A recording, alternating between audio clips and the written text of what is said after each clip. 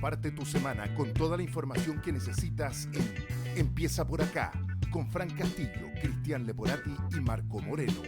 Todos los lunes por El Mostrador Podcast. El poder de la transparencia.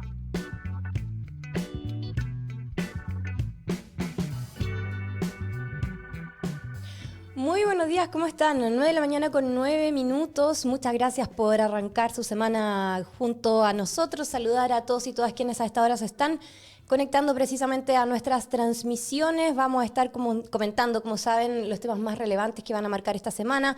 Vamos a seguir conversando sobre el trabajo de la Comisión para la Paz y el Entendimiento, cuyo documento con los acuerdos va a ser entregado mañana al presidente de la República, siguiendo un poco con la conversación, la entrevista más bien que tuvo Mirna en el bloque anterior junto a la senadora Carmen Gloria Aravena. También vamos a estar analizando la carrera presidencial, marcada, como saben, por las confesiones amorosas de la candidata Carolina Toá, y entre otras materias que también van a ser noticia esta semana. También, ojo, que está el cónclave que va a comenzar en 48 horas. Se están intensificando las reuniones en Roma, así que sin duda también va a ser materia de análisis para esta primera semana de mayo. Saludamos inmediatamente a mis panelistas que nos acompañan como siempre todos los lunes.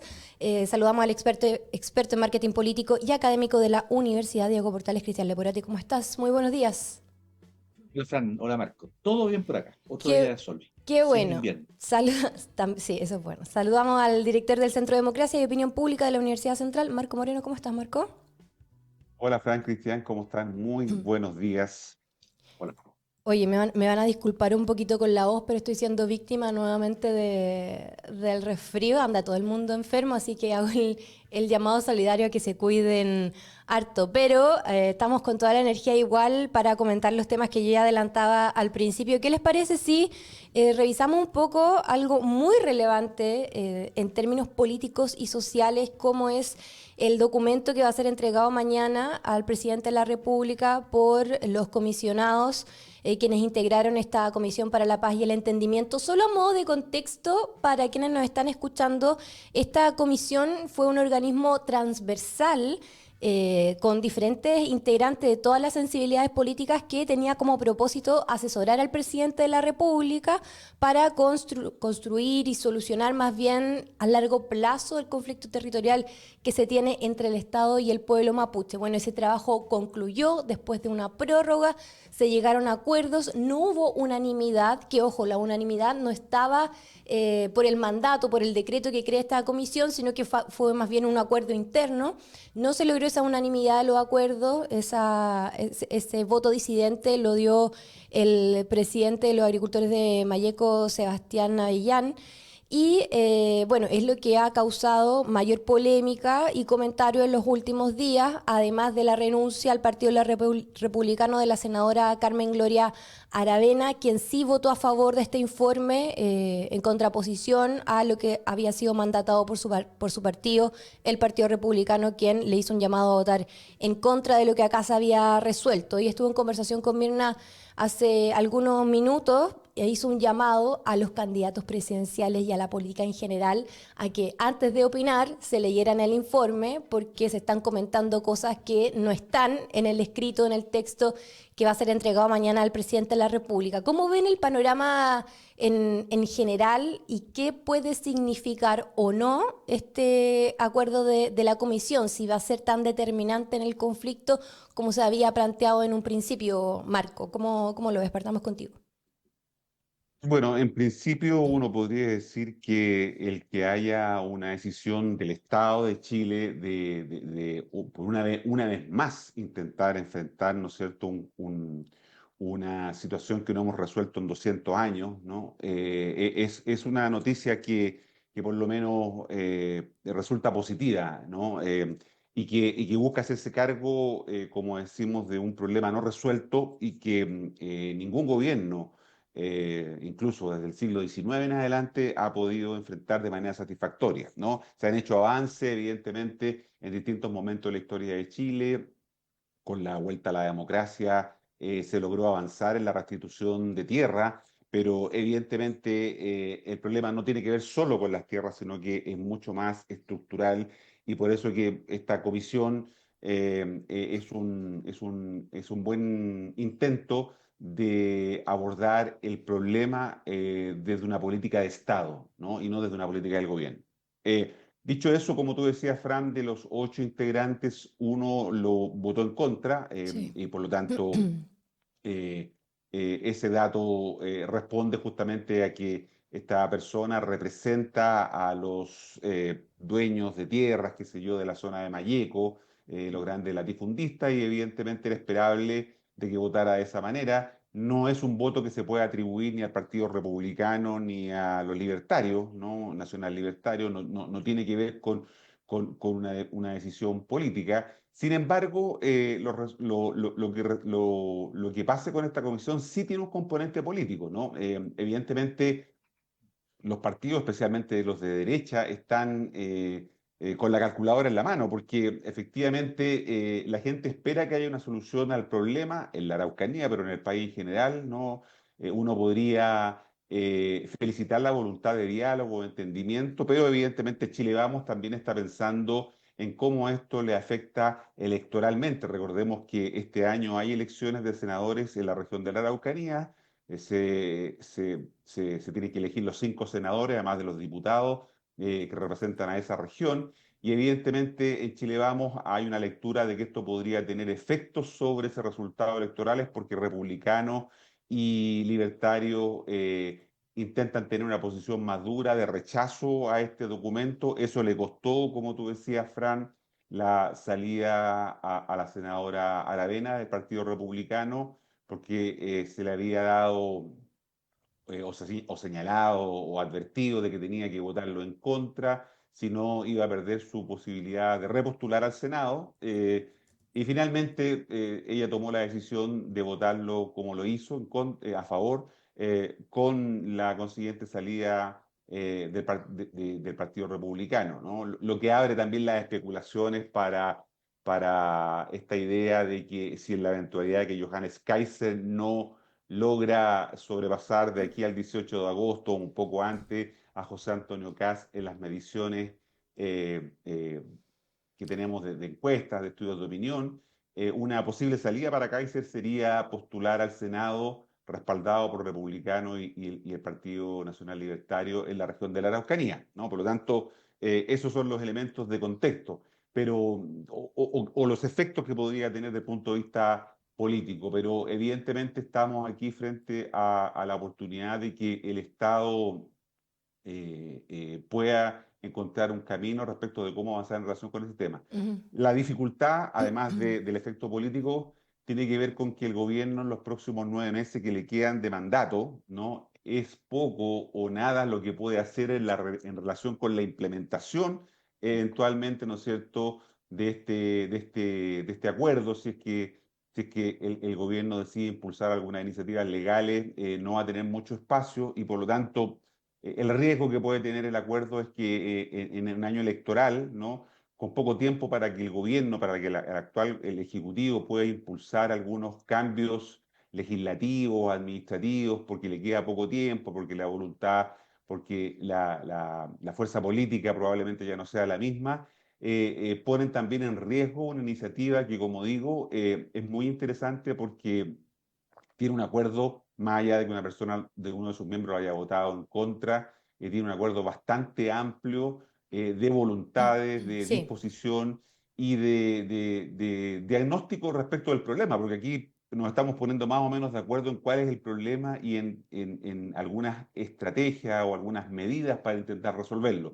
Como digo, el problema es que el gobierno tiene poco tiempo para llevar algunas de estas que estén a su alcance adelante por el tiempo que le queda de mandato, por el ciclo electoral en marcha. Esperemos que no quede esto en el aire y el próximo gobierno, cual sea este que gane las elecciones, pueda efectivamente materializar muchas de las iniciativas, medidas que están plasmadas en el documento que vamos a conocer prontamente, porque como decía la senadora Aravena en la entrevista con Mirna Schindler, no se conoce muy bien todavía el detalle, entonces estamos muchas veces hablando de oídas, de un texto que todavía íntegramente o públicamente, vamos a decirlo así, no se tiene real conocimiento del mismo. Por lo tanto, vamos a tener que esperar también unos pocos días para conocer el detalle y el fondo cuando el presidente Boric lo reciba formalmente. Claro, lo que alcanzaría a hacer el gobierno sería ingresar alguna modificación legal a la ley indígena, pero claro, la tramitación de lleno va a estar a cargo del próximo gobierno que asuma y a la voluntad política también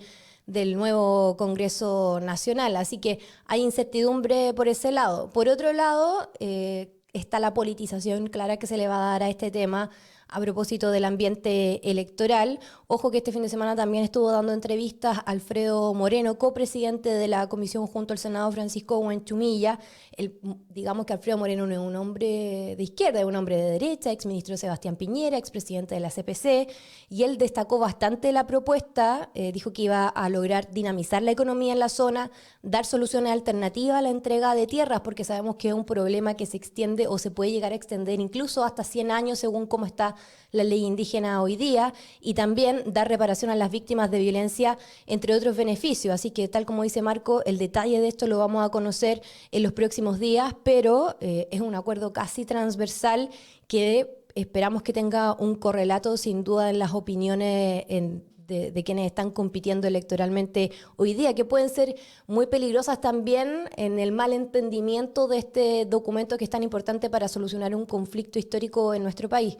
Cristian, ¿cómo lo ves tú? Bueno, la política en general, lo que yo aprendí otros 2 años ligado un poco al tema, es el consenso. El motivo, el gran motivo de la política, lo que la debería motivar siempre es lograr el consenso, algo que es totalmente utópico en estas épocas de la vida política, no solamente en Chile, sino también en el mundo occidental. El consenso ya como que es un sueño del pasado. Por lo tanto, ver una comisión que logra un consenso, como señalaban, en una diversidad ideológica de intereses bastante amplia, es sin duda un éxito. Y es un éxito esencialmente, y de ahí uno también podría entender la agresividad, no solamente por el tema, como señalaba Marcos, parlamentario en la región, en la zona, sino también por un tema de que esto se inicia en el gobierno de Boric en 2023, creo, en junio. Ahí se inicia la comisión y por lo tanto también hay que decirlo, este es un éxito bastante grande del gobierno en un tema que lleva más de 2 siglos en la agenda. Entonces creo que ese éxito del gobierno de Boric a sacar adelante este tema, a lo menos en términos teóricos, sabiendo que mañana se entregan informes ya, el informe oficialmente en la moneda, es un éxito. Y eso también explica un poco la agresividad por parte de republicanos y también por parte de los libertarios en la forma de abordar el tema. No solamente un tema de la zona, de la lista parlamentaria, también un tema importante por la diferencia de opiniones que hay respecto al gobierno en ese ámbito de la derecha más extrema. Y eso es interesante, y se entiende. También yo creo que hay un segundo elemento importante que básicamente, y esto aplica para toda la política en general, para el sistema político, esta comisión deja en evidencia que las personas son capaces de llegar a acuerdos, lo que no ocurre en el Parlamento. En el Parlamento regularmente no hay acuerdos y los temas se van postergando por meses, por años, y eso es bastante grotesco de cara a la opinión pública. Este tipo de acuerdos que se logran es un poco también una cachetada al sistema político, porque en el fondo están logrando lo que ellos no son capaces de hacer, que es su función.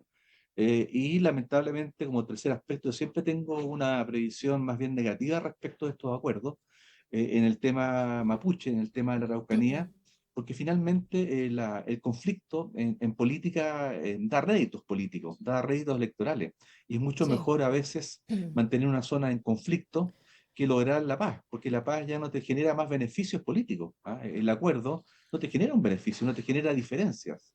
Entonces, cuando estamos con un nivel de política tan bajo, tan básico, con tan pocos líderes o sin casi ningún líder político, con tan poca mirada de futuro, ver un acuerdo, una comisión, insisto, diversa en lo ideológico, con una senadora Aravena, que encuentro brutal, o sea, ella es brutal, o sea, es una súper política en el contexto actual porque es capaz de mirar al futuro, es capaz de sacrificar su futuro político en un partido que la lleva al Parlamento De a hecho, lo ser sacrificó senadora, porque no nada va a ir a menos, la de la reelección. República. Claro, sacrifica todo eso porque se da cuenta que hay una convicción superior. lo que normalmente los políticos hoy por hoy en Chile no son capaces de ver porque solamente se miran el ombligo y sus intereses particulares. Entonces, en ese sentido, yo creo que lo más relevante también de esta comisión no solamente es un acuerdo, sino también es que mal parado queda el sistema político. De verdad, queda muy mal parado. Además que esta pelota probablemente se la van a pasar al Parlamento como corresponde, Sí. y ahí va a quedar por los siglos de los siglos esperando su avance. Y por último, para cerrar el punto de lo comunicacional, yo espero que el gobierno, me imagino, que a este evento le va a sacar el máximo provecho. Me imagino yo que no solamente va a haber una reunión mañana con el presidente muy simbólica, muy bien cubierta en términos mediáticos y digitales, sino también me imagino que se le va a sacar un provecho más largo también en el tiempo. No es algo que mañana se haga un acto, un evento político, salgan dos, tres notas y nada más. Yo me imagino que hay toda una estrategia preparada para sacarle un rendimiento a un elemento que ha generado mucho dolor en Chile por largos años. Entonces creo que yo me imagino, espero una estrategia comunicacional del gobierno profundamente eficaz y expansiva, particularmente en año electoral. Lo que no sé es cómo esto lo va a tomar la candidata Toa también y todos los que están en el costado izquierdo de la primaria, cómo van a abordar este tema también. ¿Le van a sacar provecho? Los que querían desligarse un poco del gobierno, ¿cómo van a tomar esto? ¿Y cómo lo van a incluir dentro de sus propuestas en esta competencia electoral de la izquierda, en la primaria? Ahí hay algo interesante que observar. Sí, el cómo el gobierno comunicacionalmente lo maneje sin duda va a ser interesante porque tienen que hacer un contrapeso a lo que mediáticamente va a estar circulando. Por ejemplo, hoy día escuchaba entrevista a Sebastián Navillán en la mañana bien temprano y él hablaba incluso del concepto de octubrismo como algo que pudiese definir este documento porque se habla de derechos colectivos de los pueblos indígenas.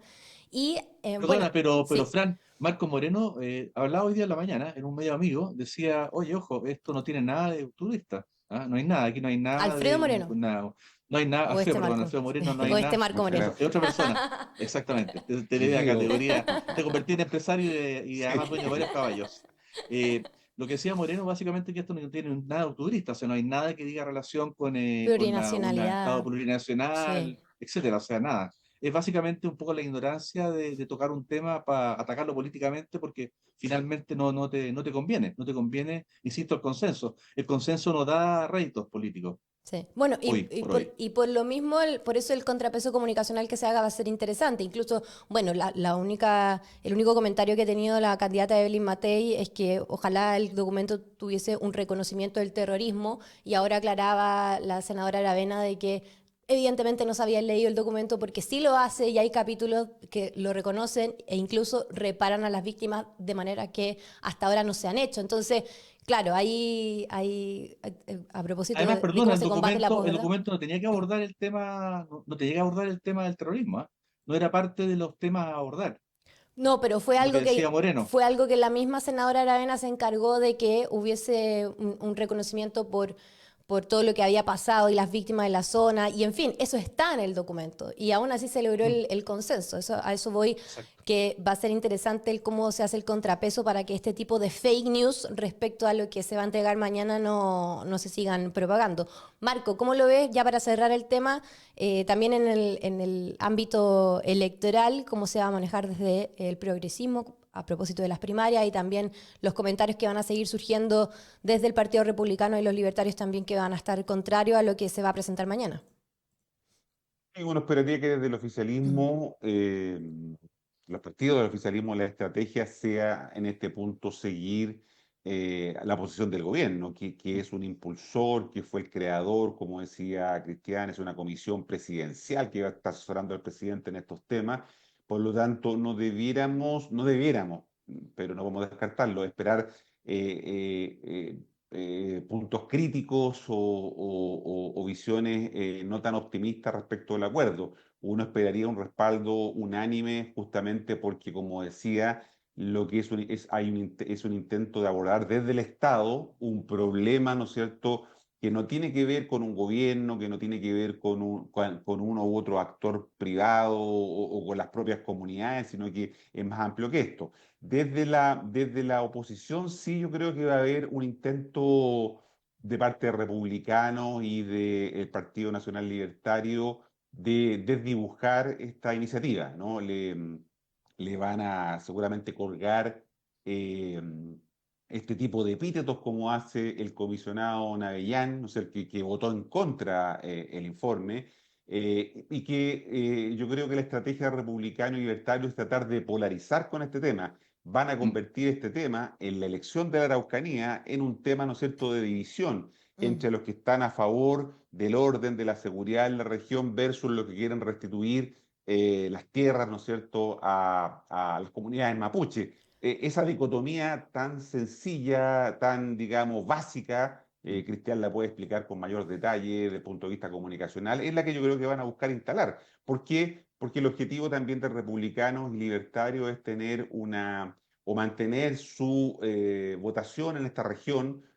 Insisto, son 5 senadores los que van a la reelección, y va a haber una disputa ahí entre Chile Vamos y Republicano Libertario. Hoy día la oposición tiene 3 senadores, el oficialismo tiene 2, Buenchumilla y Quintana, ¿no? Ujú. Quintana no puede ir a la reelección porque terminó su periodo, y no está claro lo que vaya a hacer el senador Buenchumilla, que forma parte también de esta comisión, ¿no? Entonces, el panorama electoral, todo hace pensar en que la estrategia el ala más dura de la derecha sea politizar, polarizar con este tema en la región de la Araucanía y en la macro zona sur, pero con foco en esta región porque hay decisiones electorales importantes y, como digo, no sería nada extraño que estos juicios que emite hoy día el comisionado Navellán, ¿no es cierto?, respecto de catalogar de octubrismo, los acuerdos, en fin,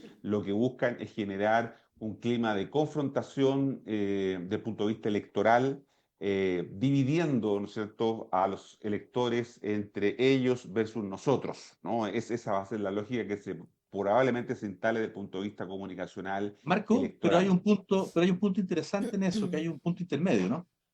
Que es la senadora Aravena, que es el empresario y exministro Moreno. Aravena es de la zona, ¿no? Yo creo que va a ser súper interesante observar la conducta. Yo no he escuchado todavía a Aravena hablar, la he leído, pero no la he escuchado. No sé cuáles son sus convicciones y su forma, su lenguaje no verbal respecto del tema, lo desconozco, pero me imagino que es muy importante en eso que tú estás planteando, en esa bipolaridad que va a haber política en la zona, cuál es el juego, el rol que va a asumir ella, porque ella, al escindirse de republicano, al tener una posición propia, puede ser también la posición de muchas personas dentro de la zona. ¿Ah?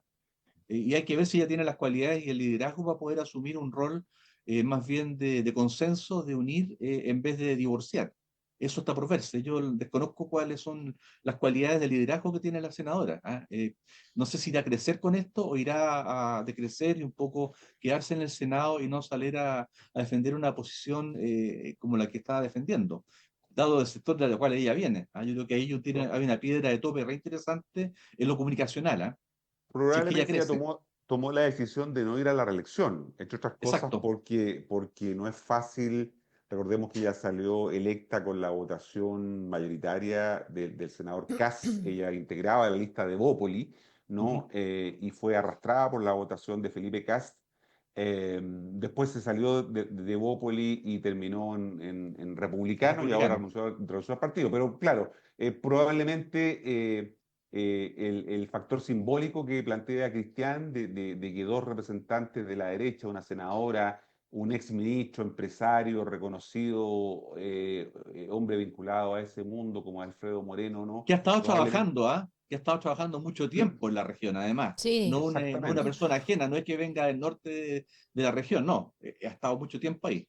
claro. Probablemente eso pueda contrarrestar lo que yo creo que va a ser una disputa comunicacional. O sea, lo Mm, que vamos a tener es que el tema del informe finalmente se va a politizar en esa región particularmente. mm. Insisto, hay elecciones del Senado en esta Sí. región, son 5 senadores en disputa y por lo tanto ese es un factor que probablemente va a pesar en este enfrentamiento entre las derechas, porque aquí las derechas se van a enfrentar, ¿no? Sí. La derecha cobardita, la derecha, ¿no es Mm. cierto?, como le llaman a Renovación Nacional, la UDI de Bópoli, los libertarios y republicanos, probablemente también está mirando con dudas, con incertidumbre, como decía la Fran, respecto de el escenario electoral que podría revertírsele, ¿no? Imaginémonos que haya un éxito por parte de la estrategia de republicano y libertario de polarizar este conflicto y por lo tanto de los 5 senadores saquen 3 o 4. No lo podemos descartar en una zona que mayoritariamente suele ganar, ¿no es cierto?, los partidos de derecha, y sin la posibilidad de que Quintana, que era un senador instalado hace mucho tiempo, vaya a la reelección, alguien lo va a reemplazar y por lo tanto tiene menos posibilidades de mantener el escaño, ¿no? Y lo mismo si es que Buenchumilla toma la decisión de no ir. Él ha dicho que va a tomar la decisión en los próximos meses, y por lo tanto hay que estar atento a ese fenómeno, pero que va a ser, insisto, de una disputa muy importante porque republicanos y nacional libertario van a intentar polarizar con este tema en la Araucanía, pero en todo el país, ¿no es cierto? Esa es la estrategia de comunicación electoral que probablemente ellos instalen. Bueno, y ahí va a ser de acuerdo. interesante mirar cómo Chile Vamos y la candidata Matei enfrentan esto. Alfredo Moreno ha sido un asesor en las sombras, podríamos decir, de Evelyn Matei hace bastante tiempo. Vamos a ver cómo su liderazgo también permea en los partidos de Chile Vamos y con qué relato sale Chile Vamos también a propósito de lo que mañana se entregue. Así que bueno, va a estar interesante esa disputa comunicacional entre la derecha secas, como le gusta llamarse, y la derechita cobarde también, como le dicen a Chile Vamos. Ahí yo creo que va a estar un poco la tónica del relato que se vaya a instalar. Mañana, muy temprano, se le estaría entregando esto al presidente de la República. Según lo que ha trascendido hasta ahora, Sebastián Navellán dijo hoy día que iba a estar presente en la entrega del documento, así que bueno, vamos a tener más reacciones mañana sin duda. Dejamos este tema hasta acá para pasarnos ahora, bueno, relacionado también la carrera presidencial, pero mirando un poco ahora al oficialismo. Después de que nos encontramos la semana pasada, se inscribió finalmente la primaria oficialista con este acto que vimos a las afueras del CERVEL, y lo que se ha comentado bastante este fin de semana, lo decía yo al principio, fue esta confesión de la candidata Carolina Toá y su relación con el actual ministro Marcel. Y las preguntas han rondado en torno a si corresponde o no buscarle implicancias políticas a esta confesión amorosa, cuáles han sido las reacciones también de los compañeros en carrera de la ex ministra Toá, y además cómo esto podría afectar o no su popularidad. Se comentó bastante de que esto la acerca mucho más, la hace mucho más humana a la gente, pero bueno, son estrategias que vamos a ver cómo se traducen también en los números. Según la última CADEM, de hecho, la ex ministra del Interior subió 5 puntos y quedó en tercer lugar después de Evelyn Matei y José Antonio Kast. ¿Cómo vieron ustedes el episodio? Si es que va a trascender o no, ¿es importante en términos políticos? ¿Cómo lo analizan, Cristian? A ver, yo creo que era el momento justo y preciso para contarlo. O sea, nosotros sabíamos esto hace mucho tiempo, se sabía que eran parejas hace rato ya. Y no era un tema relevante, no era relevante porque en el fondo no estaba todavía no era candidata, así de simple. Y eso contradice muchos de los argumentos hoy por hoy que usa la derecha para atacar esta relación, ¿ah? Por algún tipo de amistad en la entrega de presupuesto y cosas raras por ahí. Pero eso no lo criticaron antes, ya lo sabían, ¿ah? Se sabía, todo el mundo lo sabía. Obviamente que la gente en general en el país no tenía por qué saberlo, pero en el mundo de la política se sabía. Ahora, en ese contexto creo que es el momento justo para hacerlo, y no, pues, no solamente por una razón comunicacional como el tema de humanizar un poco la figura de la candidata Toá, que es más bien un poquito más ajena, más lejana. Lo hemos hablado muchas veces, un poquito más fría probablemente. Esas son las percepciones, pero no, yo creo que no va por ahí el asunto va para evitar problemas futuros. Yo creo que simplemente el equipo asesor de la candidata en la entrevista de Claudia Álamo en un medio de comunicación amigo, una muy buena entrevista, plantea eso porque en el fondo era lo que había que hacer, porque si lo hacía ya más bien hacia el final de las primarias, o si ella sale ganando las primarias en el centro izquierda, y pasa a ser candidata oficial ya de la centro izquierda, no tener clarificado ese tema era un evento que podía ser usado en su contra en cualquier momento. ¿Ah? Entonces yo creo que hizo bien en hacerlo ahora al comienzo de la carrera de las primarias y una probable carrera presidencial. Creo que es una buena decisión práctica, más allá de humanizar o no. Y también, ironías aparte, ustedes subieron un estudio hace unos días creo que era de laborum.com, que es bien interesante, que habla un poco de las relaciones laborales, las relaciones amorosas en el trabajo. ¿Ah? Y hay datos muy choros, yo lo anoté aquí en un papel. Te dice que el 60% de los trabajadores, 60% de los trabajadores dicen haber tenido algún tipo de enamoramiento en el trabajo. ¿Ah? Es bastante normal que esto ocurra en la pega, porque uno está todo el día en el trabajo. Y el 87% dice que fue correspondido, en este Mira, amor. Y, sí, y además el 58% afirma que eso le mejoró el ánimo de trabajar más, estaba mucho más motivado. O sea, yo creo que esta relación le hizo muy bien al país. Si uno lo ve cuando ya eran ministros ambos, de verdad, siguiendo la estadística de laborum.com, que es un buen estudio, tenemos que, de verdad, ironía aparte, le hizo bien a esta relación al país. Pero mira, fuera de broma, claramente el momento en que lo hace la candidata es correcto.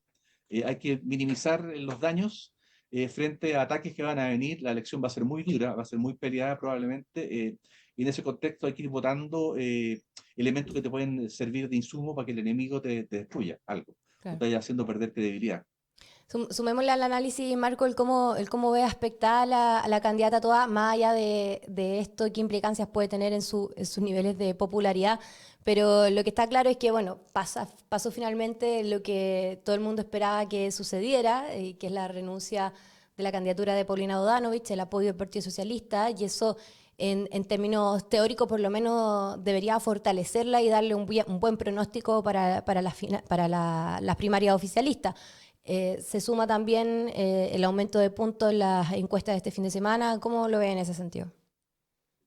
Sí, es efectivo que ya con una candidatura en forma se inscribió el día miércoles finalmente en la mañana la candidatura de Carolina Toá como representante del socialismo democrático, Mm. ¿no? Después de unos días de mucha turbulencia en relación a la posición del Partido Socialista, que se decantó finalmente a comienzo de la semana con la renuncia o la notificación de que la senadora Bodanovich se desistía de continuar en la carrera presidencial. Eso, evidentemente, es un buen piso para Toá. Recordemos que en la última primaria, hace 4 años atrás, votó, en esta parte, digamos, votó 1.600.000, 700.000 personas. Votaron un poco más de 3 millones, pero había dos primarias, ¿no? Una del oficialismo y la otra de la oposición, entonces, oficialismo hoy día. Y en esa oposición, en esa elección, Boric sacó un poco más de 1 millón de votos, Jadwe un poquito más de 600.000 votos. Entonces estamos hablando de ese volumen, ¿no es cierto?, que es importante para lo que ocurre el próximo 29 de junio. Yo creo que hay tres escenarios: un escenario con alta participación, un escenario con mediana participación y un escenario con baja participación. Mm. Recordemos que la participación en elecciones primarias es voluntaria y Sí. solamente están habilitados para participar los militantes de los partidos inscritos en la primaria y los independientes que no militen en partidos políticos, ¿no? Ahora, es difícil que vayan a votar mucho independiente y por eso que ese es un desafío para Carolina Toá importante de no solo quedarse con la base electoral de los militantes, ¿no? Que, como digo, debieran dar en ese orden entre 1,5 y 2 millones de votos. Sería bien exitoso si van 2 millones de personas a votar en la primaria del oficialismo, estamos hablando de eso, dado que, como decía, hace 4 años atrás, entre Jadwe y Boric lograron, ¿no es cierto?, que participara 1.600.000, 1.700.000 personas que votaron en esa primaria con el resultado que ya conocemos. Ahora, evidentemente estas revelaciones en la entrevista que hace ayer domingo Carolina Toá van también en esa dirección, porque tiene razón Cristian. El primer elemento creo yo que tiene que ver con la oportunidad, el momento para decirlo, para evitar que esto efectivamente se convierta en un tema de Después. campaña, y la transparencia, porque la transparencia es un bien escaso en política, ¿no? Mm. Los políticos no están muy habituados a transparentar no solamente sus relaciones personales, afectivas, sino que también los negocios, y ya sabemos de todas las dificultades que eso conlleva. Entonces yo creo que oportunidad de transparencia es un aspecto que se consigue con la entrevista del día de ayer. Pero también yo creo que la entrevista ayuda y buscaba eso, ¿no? La entrevista no es que iba pasando Carolina Toá por ahí, le entrevistaron, aquí hay una No, no, no. decisión, ¿no es Tuvo una cierto?, de su intención, sí. comando. hay una decisión editorial del diario que hace la entrevista, aquí hay cálculo político, y eso es normal porque estamos en una disputa política. Ahora, Marco, ojo, Marco, ojo, que este igual es la primera entrevista y Claudia Álamo le va a hacer un perfil a cada uno de los candidatos. ¿Ah? Claro. Partieron con ella, pero van a venir después el resto. ¿Ah? Sí. Bueno, interesante eso, pero lo que se consigue ayer también, creo yo, o lo que se busca, vamos a ver cómo se expresa eso, es, también lo decía al pasar Cristian, mejorar los atributos blandos de la candidata, ¿no? Que son cercanía y proximidad. Ella tiene que mejorar esos atributos que la gente hoy día valora, ¿no? Recordemos que ella busca sacarse un poco esto de ser ministra del Interior, que La estaba dureza siempre del preocupada de las cargo. crisis políticas, preocupada de la crisis de seguridad, con un tono más duro, siempre enfrentando ese tipo de problemas, y evidentemente hoy día las personas valoran esto que instaló hace un tiempo ya Michelle Bachelet, lo consiguió Gabriel Boric en su elección, que es la cercanía, la proximidad, humanizarse, que es un factor que es importante. Y una de las candidatas que está compitiendo con Carolina Toá tiene bien desarrollados esos atributos, como Janet Jara, ¿no? Mm. Que le funcionan esos atributos, ¿no es cierto? Ella está relevando de dónde viene, dónde nació, lo que le costó salir adelante en la vida, ¿no es cierto? Su familia, de la Pincoya, en fin, todo ese relato, toda esa narrativa que a Cristian le gusta, ¿no es cierto? Hablar sobre el storytelling que se está instalando. Bueno, Toá también tiene que buscar mejorarlo. La figura de Marcel, curiosamente, le ayuda a eso, ¿no? Marcel está bien evaluado en las encuestas. La economía este mes de marzo tuvo un buen desempeño, el IMASEC así lo demuestra. Del bien. Buenas noticias desde el punto de vista, y la gente tiene una buena valoración técnica de Marcel, y ahora, evidentemente, no sabemos cuánto puede ayudar, pero algo ayuda, evidentemente, eso. Y lo tercero que creo yo que lo hemos comentado otras veces con Cristian y contigo, Fran, los días lunes acá, es el tema de la conexión emocional. Las elecciones son cada vez más eso, son decisiones emocionales al final del día, más que decisiones racionales, ¿no? Y por eso que de alguna manera esta entrevista lo que trasunta también, lo que se desprende de ella, ¿no es cierto?, es mostrar a una persona más humana, ¿no es cierto?, que conecta con lo que decía Cristian, que puede ser este tema de que las relaciones afectivas en el trabajo existen, no, esto no es una cosa excepcional, forma parte de la vida, y por lo tanto eso creo que se consigue bien, ¿no? Y por lo tanto ayuda a mejorar atributos que Carolina Toá tiene que mejorar, porque sus competidores, especialmente Janet Jara, los tienen más desarrollados. Evidentemente aquí va a haber una competencia entre los atributos, vamos a ver cuáles son los que la gente valora más, pero cercanía y proximidad son atributos que la gente valora, ¿no? Vamos a ver en qué medida los valora, si más que la capacidad, porque Carolina Toá ya ha demostrado con hechos, ¿no es cierto?, que es una persona con capacidad, ha sido diputada, ministra, alcaldesa, ¿no es cierto?, tiene experiencia en la gestión pública, por lo tanto, hizo bien tuvo un muy buen desempeño en el periodo que estuvo como ministra del Interior, a pesar de los problemas que hubo durante todo ese periodo, y de alguna manera entonces ella con esto deja un poquito, se saca la ministra que tiene encima, ¿no es cierto?, y que todos la ubican como ministra, se saca un poquito eso de ministra para convertirse en una persona que busca conectar, ¿no? También desde el punto emocional. Mm. El mejor ejemplo, perdona Fran, el mejor Sí, ejemplo que tú señalas, Marco, es en el caso del expresidente Piñera. El expresidente Piñera era una persona del mundo financiero, básicamente un empresario financiero, especulaciones, especulador, bastante frío, ajeno, de un grupo cultural y social muy, muy ajeno a la medianía de la tabla, muy, muy lejano, y a través de sus debilidades, básicamente esa incontinencia verbal que tenía, que se llamaban piñericosas, esas famosas piñericosas en su segundo gobierno, bueno, en el intermedio entre su primer gobierno y segundo gobierno, esa información, esa debilidad se convierte en una fortaleza y permiten darle una dimensión bastante humana al presidente, que efectivamente la tenía el expresidente Piñera, no se percibía, no se notaba, que es algo muy parecido a lo que le pasa a Toá. Toá tiene un poco la misma problemática del expresidente Piñera, desde una perspectiva distinta. Claro, Toá es muy corporativa, es demasiado corporativa, muy institucional, y siempre lo ha sido así.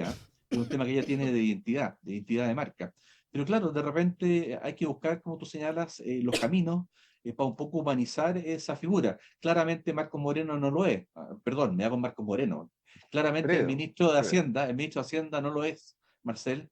No lo es porque en el fondo es el ministro de Hacienda, no puede tener nada, ningún tipo de relación en lo político, nada con la candidata Toá, pero no es, por lo tanto, no es el punto de apoyo.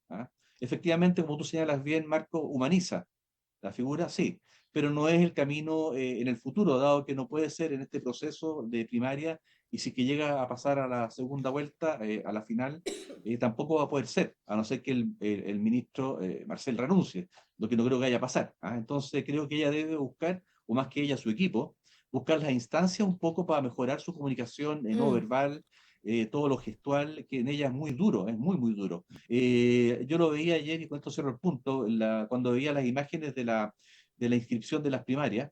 Claro, salen todos muy juntos, muy unidos, tomados del brazo los candidatos, los competidores.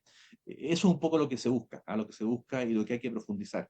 Efectivamente, hay que humanizar a la candidata. Su mayor debilidad probablemente, además de haber pertenecido a un gobierno largo tiempo, que es el actual, es eso, es la parte, esa dimensión emocional, pero hay que buscar el camino. Yo no sé cuál será, pero claramente sé cuál no es. Y creo que Piñera y las Piñericosas es un muy buen ejemplo para poder buscar, escarbar por ahí cómo acercarse a la gente. Oye, y ya para ir cerrando, ¿moverá la aguja o no? Algo que también se ha comentado bastante, que son las estrategias digitales y lo que han estado haciendo a través de las redes sociales, no solamente Carolina Toa, sino que otros candidatos, mostrarse, por ejemplo, haciéndose el café en la mañana, saliendo de la casa, con los hijos, con la familia, con las juntas de vecinos, haciendo cuestiones que hace la gente normal todos los días, pero exponerlo, ¿no? A través de las redes con unos reels bien hechos que llaman la atención. ¿Cómo ven ese tipo de estrategias que se están utilizando bastante por todos los candidatos, yo diría, ¿no? Marco. Sí, bueno, Cristian es el experto en este tema, solo voy a dar Mm. un par de ideas y a lo mejor Cristian se baja, se toma ahí para profundizar, pero Te voy a eh, poner eh, nota, más te voy a del, poner nota. más del 60% del padrón actual nació después de Mm. 1990, primer dato, Buen dato, ¿no? sí. Y eso entonces nos está dando cuenta del perfil de la mayoría del padrón. En segundo lugar, evidentemente, esto tiene efectos sobre un elector mayoritariamente obligado, que no está muy convencido de ir a votar, pero que la obligatoriedad del voto lo va a movilizar. Es un actor, es un elector intermitente que se activa políticamente cuando hay cosas que los motivan, que los estimulan, y este tipo de lo cotidiano, de cosas que le hacen sentido, suelen ser movilizadoras. Ayer veíamos, el fin de semana veíamos a Elin Matei, ¿no es cierto?, hablando del tema de la natalidad y Sí. de cómo enfrentar la caída que estamos teniendo en la natalidad. Tenía un grupo de mujeres, entre ellas una senadora que estaba con su hija, así, Sí. todo comunica, ¿no? Y por lo tanto, en un contexto creciente de la lógica, de la clave emocional que comentábamos antes y de la digitalización o del territorio digital que está ganando espacio, evidentemente son estrategias que van a tener efecto en la medida que se hagan bien y tengan también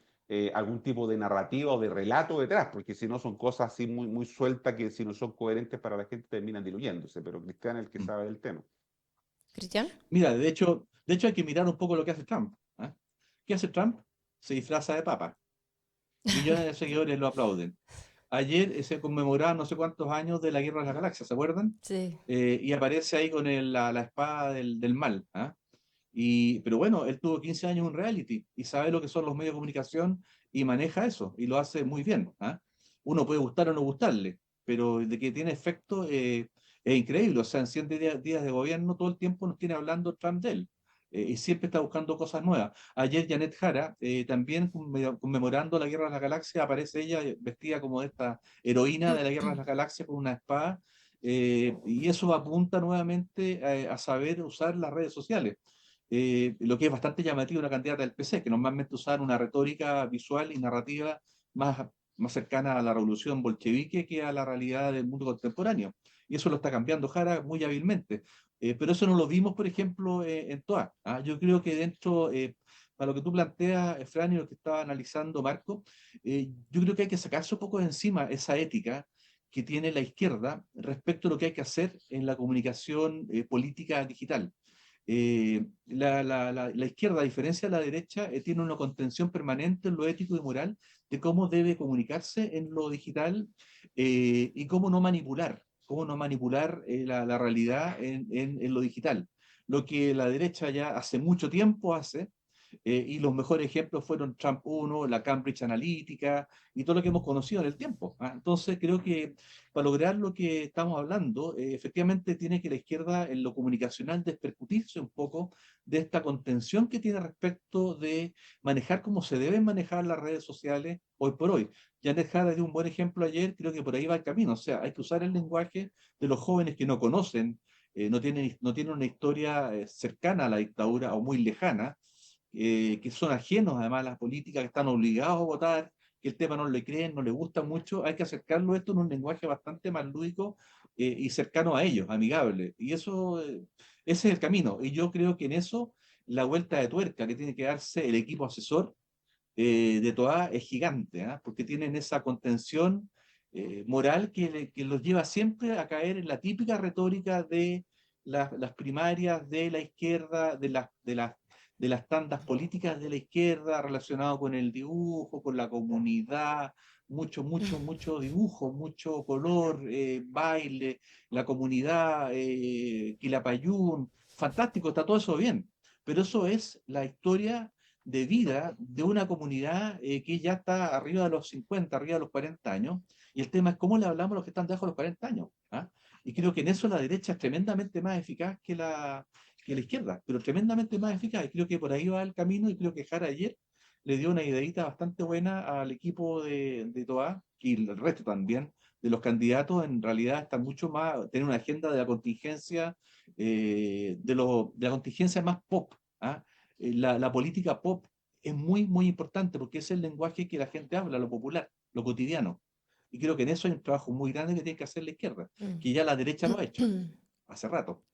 Sí, bueno, es interesante este punto a propósito del despliegue que vamos a ver en los próximos días, tanto en el oficialismo como en la derecha. Aprovecho de recomendar también una nota de mi compañero Carlos Saldivia, donde analiza un poco los cambios de estrategia de Evelyn Matei, apuntando también a buscar los votos de centro y cómo también se ha respaldado con voceros, que son principalmente parlamentarios y alcaldes, aparte de Diego Paulsen, donde está la figura, por ejemplo, del alcalde de Providencia, Jaime Belolio, así que va a ser interesante ver el despliegue también de esa figura y cómo ayudan a la candidata después de unas semanas con una racha bien equívoca en su despliegue comunicacional. Así que lo vamos a estar comentando la próxima semana sin duda, a ver qué novedades también nos trae el país. Como siempre, tenemos sorpresa durante la semana y los comentamos todos los lunes junto a Cristian Leporati y Marco Moreno. Muchas gracias, como siempre, por conectarse con la audiencia del Mostrador. Que tengan buena semana, nos estamos viendo. Igual, un abrazo. Buena semana. Chao. Chao. Y yo, como siempre, les hago la invitación para que se suscriban en los newsletters del Mostrador. Uno de ellos aquí, Valparaíso, porque Santiago no es Chile, las noticias con identidad propia de la región. Todos los lunes, como hoy, en tu correo. Eso y mucho más lo pueden encontrar en elmostrador.cl. Síganse informando con nosotros y nos estamos viendo dentro de la semana. Que estén muy bien. Chao. Esto fue Empieza por acá. Nos volvemos a ver el próximo lunes a las 10 de la mañana con todo el análisis junto a Fran Castillo, Marco Moreno y Cristian Leporati, aquí en el Mostrador Podcast.